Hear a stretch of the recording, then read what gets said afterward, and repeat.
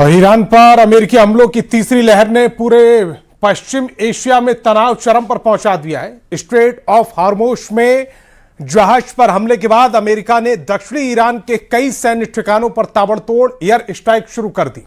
किन शहरों को बनाया गया निशाना, क्या हुई तबाही, आखिर क्यों भड़का यह नया संघर्ष और दुनिया पर इसका क्या असर होने वाला है, दिखाते हैं एक रिपोर्ट के जरिए।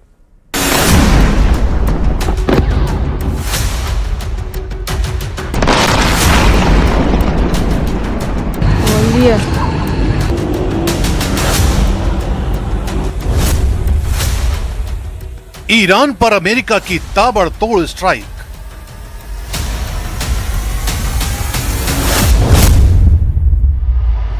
ईरान के अलग अलग शहरों पर विध्वंसक हमले।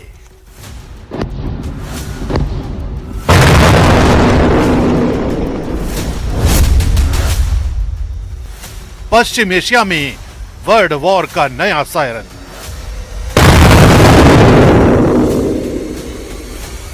ईरान पर अमेरिकी हमलों की तीसरी लहर शुरू हो चुकी है।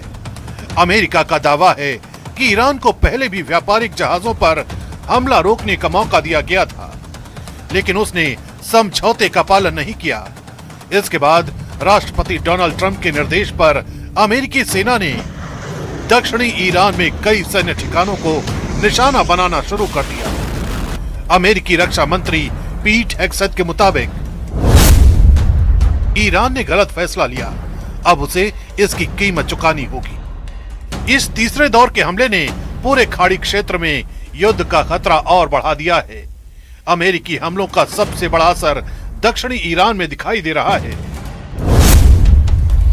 ईरानी मीडिया के मुताबिक बुशहर, बंदर अब्बास, सिरिक, मिनाब, कोनारक, चाबहार और केश्म द्वीप के आसपास लगातार धमाकों की आवाजें सुनाई दी। बंदर अब्बास और सिरिक में बड़े धमाकों की आवाज सुनाई दी। चाबहार और केश्म द्वीप पर भी विस्फोटों की खबरें आईं।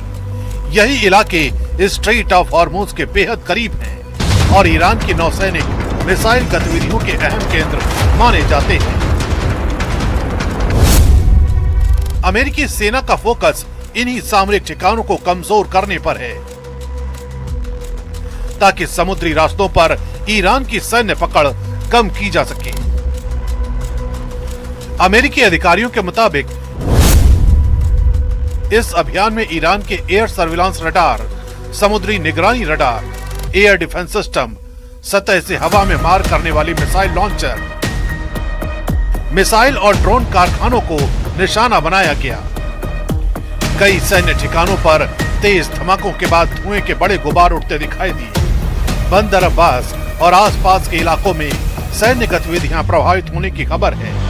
हालांकि नुकसान के पूरे आधिकारिक आंकड़े सामने नहीं आए हैं, लेकिन शुरुआती रिपोर्ट के मुताबिक कई रणनीतिक सैन्य ठिकानों को भारी नुकसान पहुंचने की खबर है। दूसरी ओर ईरानी अधिकारियों ने जवाबी कार्रवाई की चेतावनी को भी दोहराया है। IRGC commander in chief brigadier general Ahmad Vahidi ने वार्निंग देते हुए कहा है, अमेरिका इजराइल की आक्रामकता का बदला लेना ईरान की प्राथमिकता रहेगी। जिन्होंने ये कार्रवाई की, जिन्होंने इसका आदेश दिया और जिन्होंने इसका समर्थन किया, सबको जवाबदेह ठहराया जाएगा।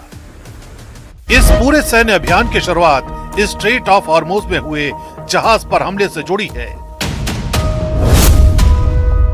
अमेरिकी सेना का आरोप है कि IRGC ने साइप्रस के झंडे वाले कंटेनर जहाज पर हमला किया, जिससे जहाज का इंजन रूम क्षतिग्रस्त हो गया और एक चालक दल सदस्य लापता हो गया।